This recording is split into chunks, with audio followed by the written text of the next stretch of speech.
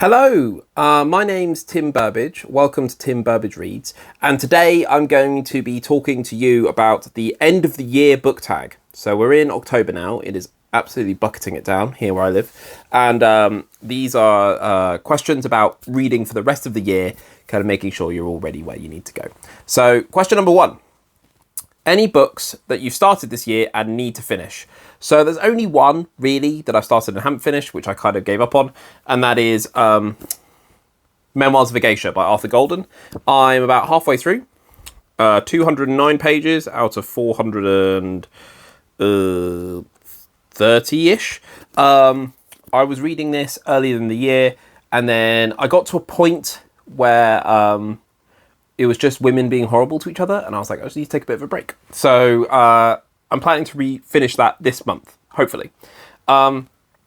There's also The Once and Future King, which I'm taking a break from. I'm not planning on reading that late again this year. I might come back to it, who knows. And then I started the Hans Christian Andersen fairy tales. Actually, let me just get those out. Here, this lovely edition from Word Cloud Classics. Really nice end papers. I've read like the first two and then I stopped. Again, this is not on any time pressure at all, but Memoirs of a Geisha was one of my mystery book challenges, mystery books that I want, so I need to finish that. Question number 2. Do you have an autumnal book to transition to at the end of the year? Not especially. The only thing I can think of, it's not autumnal, but it is seasonal, is we are going to probably in November, start reading the Christmasaurus to the kids. So we read the first one last year, and the kids loved it, and I really enjoyed reading it, and my wife too. And so the second book, I can't remember what it's called. I think it's The Naughty List or The Winter Witch. I can't quite remember right now off the top of my head, but we'll start reading that.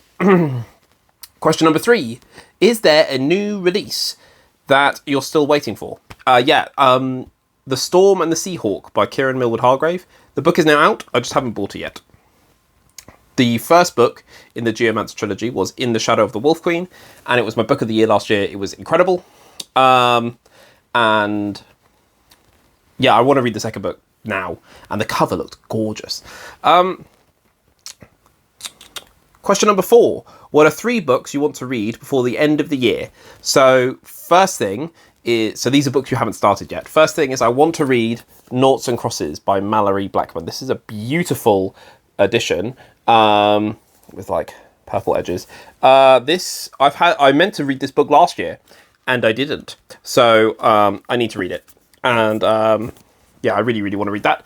And then for my birthday this year, I got I got a book trilogy called A Tale of Magic by Chris Colfer, and I got the Trials of Apollo series by Rick Riordan. So I'd like to start those. I'd like to read the first book in A Tale of Magic, which I think is called A Tale of Magic, and I'd like to read the first book in the Trials of Apollo, which I think is called The Hidden Oracle. I'd like to read those 2 books and Noughts and Crosses by the end of the year. Question number 5. Is there a book that could still shock you and become your favourite book of the year? I'm in the middle of the audiobook of Jonathan Strange and Mr. Norrell, and I am really, really, really liking it. I can understand, I'm doing a buddy read with Hardy's Books, and I can understand why it's Ross's favourite book, because just the style, and it's so well executed. It's doing exactly what it wants to do. And then question number 6 is, have you started making reading plans for 2025? Yes, so I'm still going through my Jack London back catalogue. I think I'm trying to read 1 book a month. That'll take me, I've got 8 more of his novels left to read if I can for next year, so I want to do those. I'd like to read more of the Tale of Magic and the Trials of Apollo series. I am doing a buddy read for A Hero Born, which is the first book of The Legend of the Condor Heroes by Jin Yong, which is so good. And I'll probably be doing a video just about telling you about why the book is so good. So I'll be doing that early part of the year. And then one thing is that this year I have read a lot of fantasy. For me anyway, a lot of fantasy for me. And because I've been going through classic fantasy, I've read Rift War, I've read a bit of Wheel of Time, I've read some other stuff. It's all very much written by white men, and I'd like to diversify my reading in the fantasy genre by authors who are not white and not old and not men. So we'll see how that goes, because a lot of it is very... I don't own a lot of those books, so we'll see what I can get from the library potentially, or what I can find on Kindle for quite cheap, things like that. But those are the 6 questions, and I think overall, so far this year, I'm really, really happy with the reading that I've done.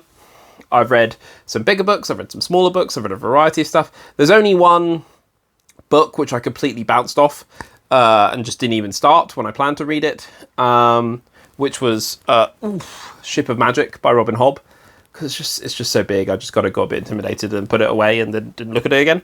So that might be something I want to do next year. But yeah, there we go. I think that's it. Now, get out of my house! Where's the camera?